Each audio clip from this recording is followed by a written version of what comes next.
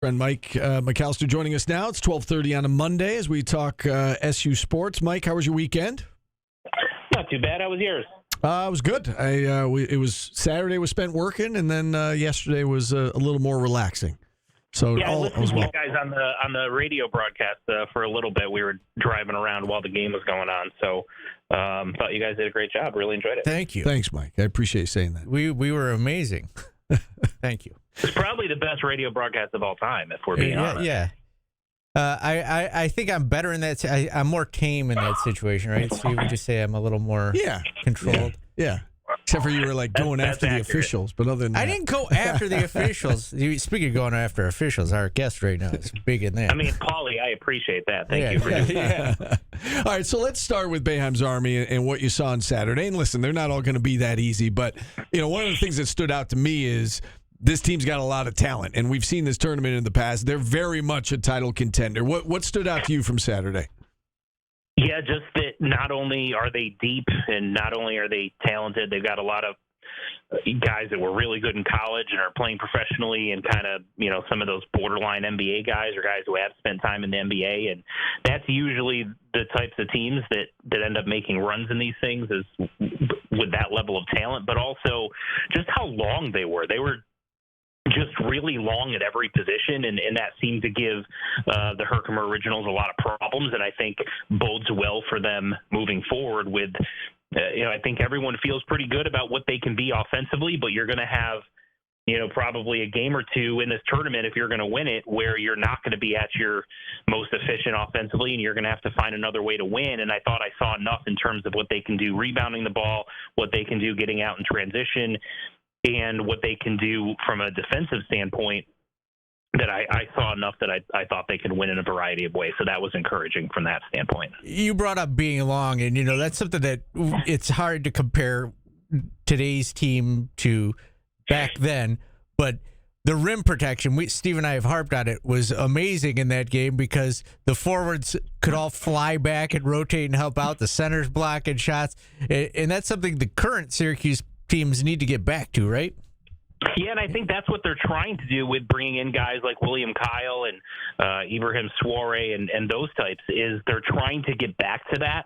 And the Sadiq Whites and the Donnie Freemans, where you've got, it's not just the center position, but you've got forwards as well. And as you mentioned it, Paulie, that are quick and athletic and can rotate over and see a guy out of the corner of their eye. And, you think back to Keem Warwick and all the crazy blocks he had, obviously most notable in the championship game, but just throughout his career, such a good help defender, really good instincts, and getting back to that level of athleticism. You saw some glimpses of that, as you mentioned, with Boeheim's Army, but I think the way that Syracuse has constructed their team, their roster this year, is they're trying to get back to that, where they have more of those types of guys in the front court. I also like the fact that they've gotten back to, and I've mentioned this to Paulie before, they've gotten back to the roots of this tournament, which was alumni squad. There's 6 guys on this team that played at SU. The Charles Pride is a 7th with local ties, having gone to Liverpool High School. And it was good to see, before the game, Buddy comes out, and before he shoots around, he's signing some autographs. We saw, several of the guys after the game signing autographs. And I thought that was, it was good to see as well that, the community has embraced this team, and it's nice to see that there are so many Cuse guys on this roster making an impact this year. Yeah, I don't think it has to be a roster comprised entirely of former Syracuse players. But I think, like you said, if you've got the majority or about half the roster is former Syracuse guys, especially some notable names, and whenever you got Boeheim on the back of the jersey, since you've also got it on the front, I think that brings a little extra to it as well. Then, I think that helps a community like Syracuse embrace it, because it's, a lot of their former great players and heroes and legends and those types of things. And that's kind of what makes this tournament so cool. And you've got the potential that if Boeheim's Army can win this game and then chalk holds in the other game, you could end up having basically a Syracuse versus UConn matchup in the third round there. So there's Sweet 16, so to speak. I think that would be pretty cool, just to kind of reminisce on that rivalry, and I think bring a little extra juice to that game. That's the team that Jerry hates the most, Paulie, is UConn. I don't know if you knew that or not, but he told me apparently did not tell you that. Okay.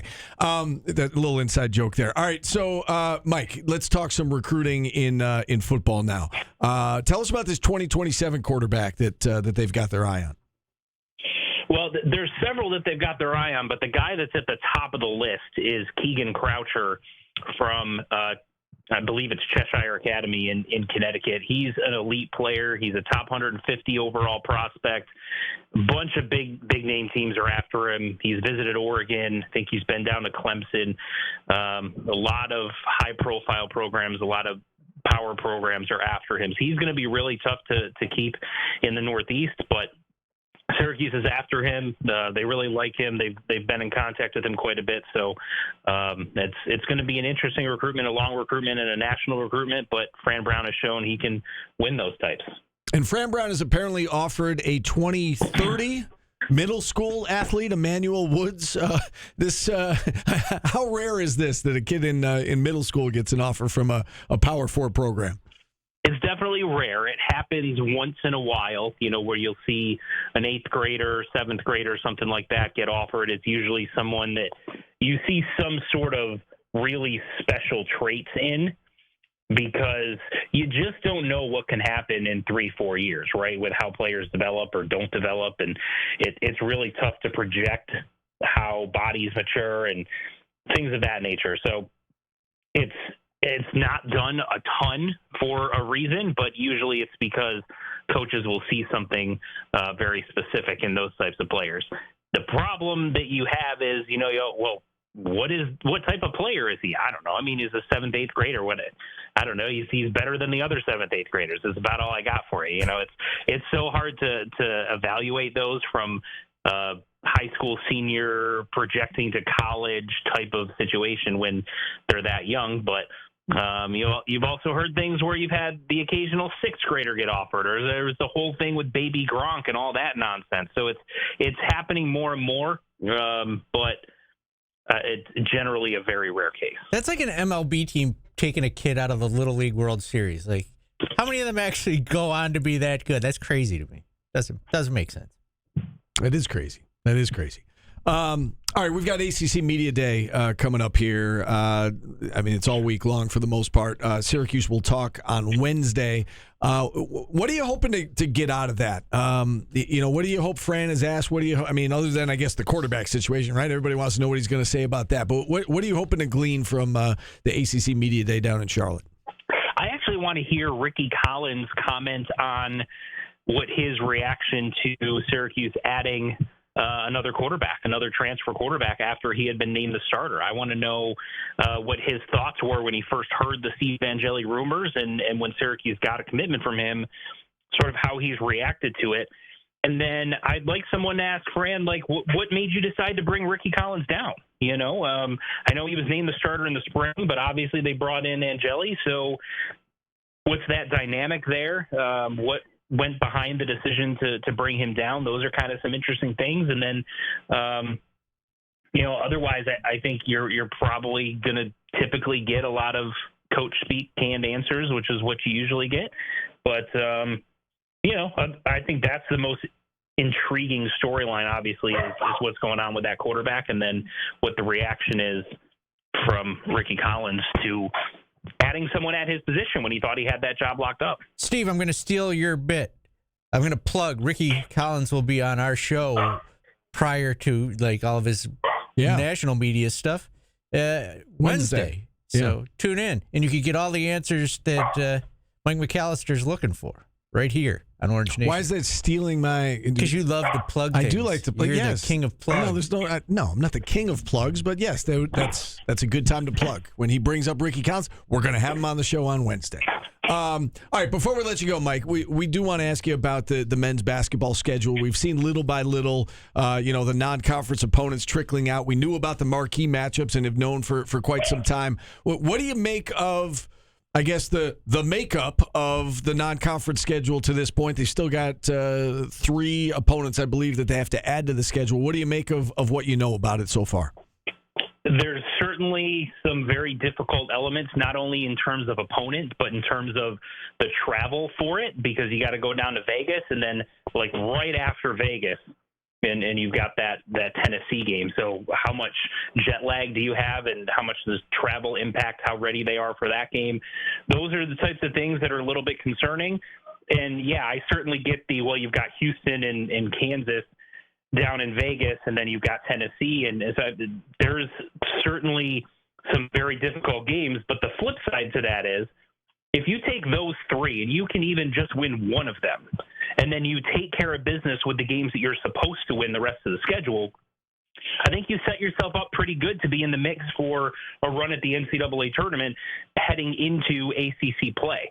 If you lose all three of those, I think that makes it that puts you kind of behind the eight ball a little bit. But just getting one of those, especially if one is that neutral court situation, then I think you give yourself a good shot, depending on how you do in conference play. And if you can figure out a way to get two of them, then you feel even better about where you stand. So I even though yes, there's certainly difficult opponents, and Houston might be the favorite to win the national championship next year, but it also will let us know, have they really improved as much as I think most of us think that they have compared to last year? Can they be competitive in these games?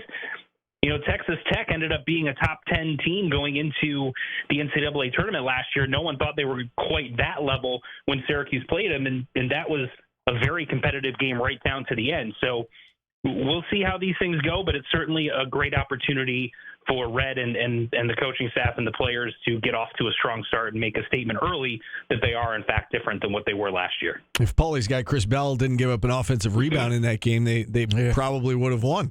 I agree. We've got about 1 minute left, so I've got time for one more question. Still just hate you. No. You love taking shots at Chris Bell, man.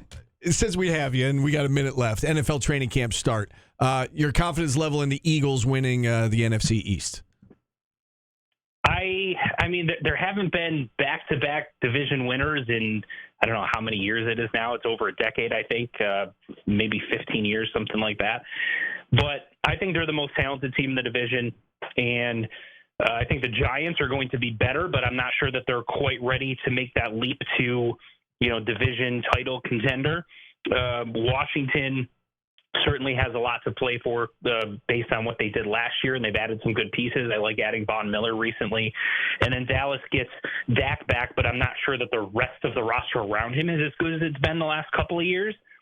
But I still think Philly, top to bottom, is the most talented team, and they certainly are going to have a lot of momentum and confidence coming off the Super Bowl win. So I feel pretty good about that. We'll just, got to see how it plays out. Hopefully they can stay healthy, and then see how it goes. All right, Mike. We love the insight as always. Enjoy your week. Hopefully enjoy the weather. It's nice today. It's really low humidity, nice and cool outside today. Good lawn mowing weather. It is good lawn mowing weather. So you enjoy your week, and we'll do it again next Monday. All right. Thanks, guys.